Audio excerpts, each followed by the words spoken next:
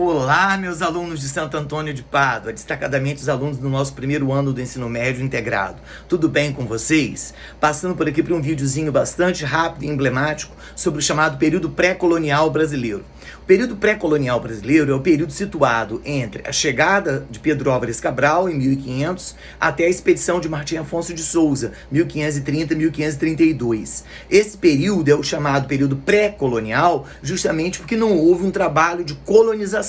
A coroa, na verdade, não investiu em nenhuma atividade produtiva, a coroa não trouxe ainda escravos vindos de África, pessoas negras escravizadas oriundas de África. A coroa, na verdade, estava muito mais interessada no comércio das especiarias, no comércio das Índias. Então nós nos perguntamos qual é o significado desse período pré-colonial. É um período em que a coroa portuguesa se limita a mandar para cá algumas expedições guarda-costas, por causa da presença de franceses e até às vezes de ingleses no nosso litoral, mas destacadamente franceses, e algumas expedições exploratórias, para ver se consegue encontrar ouro, para ver se consegue encontrar prata, para ver se consegue encontrar diamante, mas nenhuma dessas tentativas foi bem sucedida, foram todas fracassadas, todas lograram.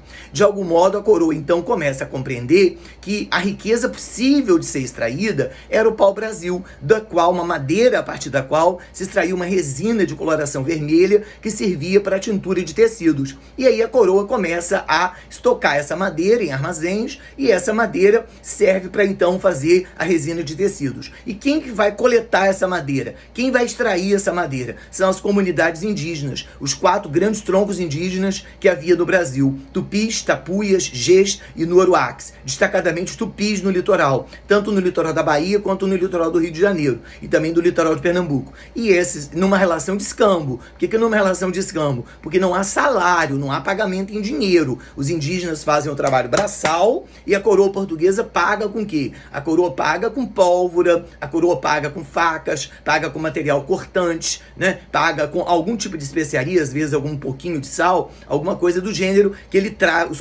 os portugueses trazem na volta das Índias. Então, nesse período não houve propriamente uma colonização. Aqui vale um registro, né? Se as comunidades indígenas estivessem praticando comércio, fosse uma economia monetarizada e houvesse alguma produção voltada para o mercado externo, a coroa teria dado outro tratamento. Mas como naquele momento o foco eram as especiarias, estava centrado nas especiarias, a coroa deixou o Brasil para segundo plano, né? A coroa deixou o Brasil para depois. Isso não significa dizer que não houve presença branca. Vieram franceses para o Maranhão, franceses para o Rio de Janeiro, e a coroa entendeu que logo ela teria que colonizar, mesmo porque esse comércio das Índias, depois de 30 anos, 34 anos, 40 anos, já não apresenta mais a mesma rentabilidade do começo. De outro lado, tem franceses muito presentes no litoral brasileiro. E de outro lado, se você não povoa, se você não coloniza, você não toma posse. Não adianta o Tratado de Tordesilhas em 1594 e deixar a colônia à míngua. Então a coroa, a partir de 1530/1532, a coroa começa um processo de colonização.